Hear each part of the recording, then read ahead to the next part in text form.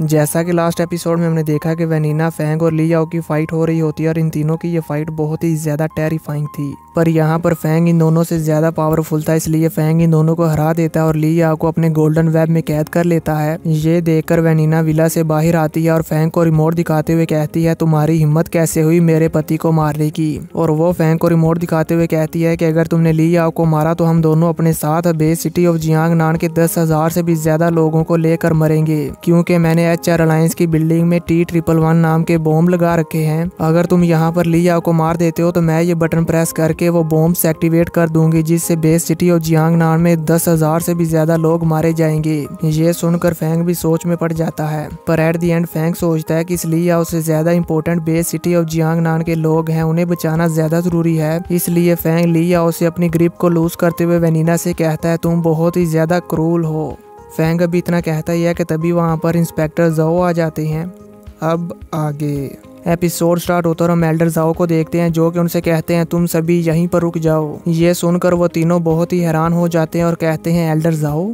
Elder जाओ को देखकर फैंग अपना ब्लैक गोल्ड आर्मर उतार देता है और कहता है एल्डर जाओ। तो एल्डर जाओ उन तीनों से कहते हैं, बेस सिटी के सर्विलेंस ड्रोन ने यहाँ पर प्राइवेट फाइट को डिटेक्ट किया है, इसी वजह से मैं यहाँ पर आया हूँ। क्या तुम में से कोई मुझे बताएगा कि यहाँ पर ये सब क्या हो रहा है। ये सुनकर फैंग उन्हें बताता है कि इस वैनिना ने बेस सिटी और जियांगनान की HR अलायंस की बिल्डिंग में बॉम्ब्स को लगाया हुआ है और ये मुझे धमकी दे रही है कि मैं वो बॉम्ब्स एक्टिवेट करके उन सभी लोगों को मार डालूंगी। ये सुनकर वैनिना कहती है कि इस लुओ फैंग ने पहले मेरे हस्बैंड को मारने की कोशिश की, इसलिए मेरे पास और कोई रास्ता नहीं था। तो फैंग उसे कहता है, ऑब्वियसली तुमने पहले मेरी फैमिली को हर्ट किया, इसीलिए मैं ये सब कुछ कर रहा हूँ। पर वैनिना फैंग की बात का आंसर नहीं देती और इंस्पेक्टर जो से कहती है, या तो बेस सिटी और जियांगनान के 10,000 से भी ज्यादा लोगों को हमारे साथ मरने दो, या फिर इस लुओ फैंग से कहो कि ये मुझे और मेरे हस्बैंड को यहाँ से जाने दे। ये सुनकर फैंग को वैनिना पर बहुत ही ज्यादा गुस्सा आ रहा होता है और वो गुस्से में ली याओ के नेट को और भी ज्यादा टाइट करते जा रहा होता है। तो वैनिना उससे कहती है, चॉइस तुम्हारी है, तुम इसमें से जो भी करना चाहते हो। और वो रिमोट का बटन प्रेस करने ही वाली होती है, तभी फैंग उसे चिल्ला कर कहता है वैनिना, जिसके साथ इंस्पेक्टर जाओ चिल्ला कर कहते हैं, तुम दोनों यहीं पर रुक जाओ। जो सुनकर फैंग वहीं पर शांत हो जाता है। जिसके बाद इंस्पेक्टर जाओ फैंग को कहते हैं कि गॉड ऑफ वार पैलेस के रूल्स के अकॉर्डिंग किसी भी वॉरियर को विदाउट ट्रायल किल करना बहुत ही ज्यादा संगीन जुर्म है। और वो फैंग के पास आते हुए कहते हैं, तुम्हारे लिए ज्यादा जरूरी क्या है, इस ली याओ को मारना या फिर बेस सिटी और जियांगनान के लोगों को बचाना। और अगर तुम ली याओ को यहाँ पर मार दोगे तो इसका मतलब ये होगा कि तुमने हैंगजिया कंट्री के बहुत सारे इनोसेंट पीपल को इस मामले में घसीटा है। क्या इस ली याओ को मारना तुम्हारे लिए बेस सिटी और जियांगनान के 10,000 से भी ज्यादा लोगों को बचाने से ज्यादा इंपॉर्टेंट है? क्या ये ली याओ इस काबिल है कि तुम 10,000 लोगों के बदले में इस ली याओ को किल करो? ये सुनकर फैंग भी सोच में पड़ जाता है और फिर ली याओ की तरफ देखता है, जो कि फैंग पर हंस रहा होता है। पर फैंग उस पर ध्यान नहीं देता और कहता है, जी हाँ इंस्पेक्टर जू, आपने बिल्कुल सही कहा, ये ली याओ इस काबिल नहीं है कि मैं इसके बदले में इतने ज्यादा लोगों को मरने दूं। जिसके बाद फैंग ली याओ को अपने गोल्डन वेब से छोड़ देता है। ये देखकर वैनिना भागकर अपने हस्बैंड के पास जाती है और कहती है, ली याओ क्या तुम ठीक हो?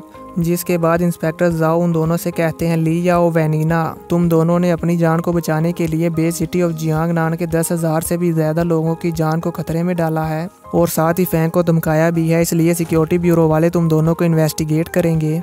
और अब तुम जल्दी करो और बेस सिटी में लगे हुए सभी बॉम्ब्स को डिफ्यूज कर दो और इस सब से छुटकारा हासिल करो। लेकिन अगर तुमने वहां पर एक भी बॉम्ब छोड़ा तो फिर इस केस में ना सिर्फ तुम दोनों होगे बल्कि तुम्हारी पूरी बोलिनाज फैमिली को कोर्ट के अकॉर्डिंग सजा दी जाएगी और तुम्हारी इस गलती का अंजाम पूरी बोलिनाज फैमिली भुगतेगी। जिसके बाद इंस्पेक्टर जाओ फैंग के पास आते हैं और उसे कहते हैं कि अगर गॉड ऑफ वार पैलेस तुम्हें लिमिट्स में रख सकता है तो वो तुम्हारे लिए जस्टिस भी कर सकता है। अगर तुम इन दोनों पर अपनी फैमिली को तकलीफ पहुंचाने का इल्जाम लगाना चाहते हो तो इसके लिए तुम जल्दी करो और जितने ज्यादा हो सके इनके अगेंस्ट एविडेंस को इकट्ठा करो और फिर तुम इन्हें कोर्ट पर छोड़ दो, कोर्ट तुम्हारे लिए जस्टिस जरूर करेगी। ये सब सुनने के बाद फैंग वहां से जाने लगता है और वैनिना से कहता है, वैनिना, मैंने तुम्हें बहुत ही ज्यादा अंडर एस्टिमेट किया था, लेकिन नेक्स्ट टाइम मैं ऐसा नहीं करूंगा। जिसके बाद फैंग वहां से चला जाता है और रास्ते में अपने ब्रदर को कॉल करके उससे पूछता है, हुआ तुमने हमारे पेरेंट्स की प्रोटेक्शन के लिए किस डिपार्टमेंट को रखा हुआ है?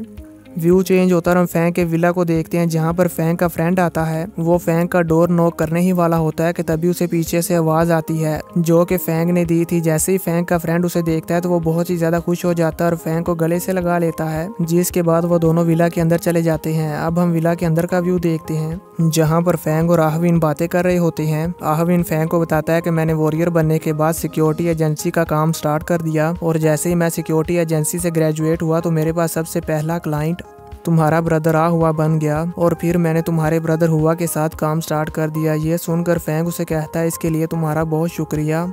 और फिर फैंग उससे पूछता है क्या तुम्हारे पास लिया और वेनिना के खिलाफ कोई क्राइम एविडेंस है। आहविन उसे कहता है हाँ मेरे पास है, जिसके बाद आहविन फैंग को अपने साथ सिक्योरिटी कैमरास की फुटेज को दिखाने के लिए ले जाता है और सीसीटीवी फुटेज दिखाते हुए कहता है कि जब हम अंकल और आंटी की प्रोटेक्शन कर रहे थे उस टाइम वाकई अंकल और आंटी बहुत ही ज्यादा खतरे में थे और जो भी लोग तुम्हारे पेरेंट्स पर अटैक कर रहे थे उन्होंने ये पहले से ही प्लान करके रखा हुआ था और वो अपने प्लान को बहुत ही ज़्यादा हाईली ऑर्गेनाइज करते थे और इसी वजह से मेरी इन्वेस्टिगेशन टीम को भी बहुत ही ज़्यादा खतरों का सामना करना पड़ा है। उन पर भी बहुत ही ज़्यादा मुश्किलें आई हैं लेकिन उन्होंने फिर भी अपना काम नहीं छोड़ा और हुआ ने भी हमें इंस्ट्रक्शन दिए और हमने उसके इंस्ट्रक्शन को फॉलो करते हुए सीसीटीवी कैमराज लगा दिए ताकि हम इन सब चीज़ों को रिकॉर्ड कर पाएँ और हमारे पास वो सभी रिकॉर्ड हैं जैसे कि तुम्हारी फैमिली पर अटैक हुए थे और वो फैंग को वो सारी फुटेज दिखा देता है और वो सीसीटीवी कैमरास की वीडियोस को देखकर फैंग को बहुत ही ज़्यादा गुस्सा आता है।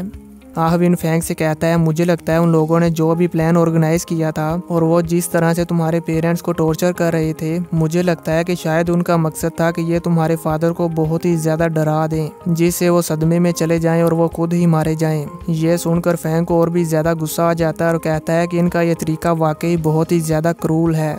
जिसके बाद फैंग अपने फ्रेंड से कहता है कि अगर तुम और मेरा ब्रदर हुआ यहाँ पर नहीं होते तो मेरे पेरेंट्स ये सब कुछ नहीं झेल पाते और अब तक तो उनके साथ पता नहीं क्या हो गया होता। मुझे तो ये सोच कर ही डर लगता है और इन सब की वजह से मदर और फादर को बहुत ही ज़्यादा तकलीफ़ों का सामना करना पड़ता जो कि वो सहन नहीं कर सकते थे।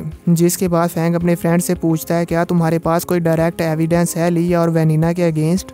आहविन फैंग को बताता है कि हाँ बिल्कुल मेरे पास है। लिया, उसकी वाइफ और उसके साथ जो भी लोग मिले हुए हैं जिन्होंने तुम्हारी फैमिली को टॉर्चर किया उन सब का ठिकाना हमारे पास है और वो मेरी सिक्योरिटी टीम की निगरानी में है, हम उन पर नज़र रखे हुए हैं।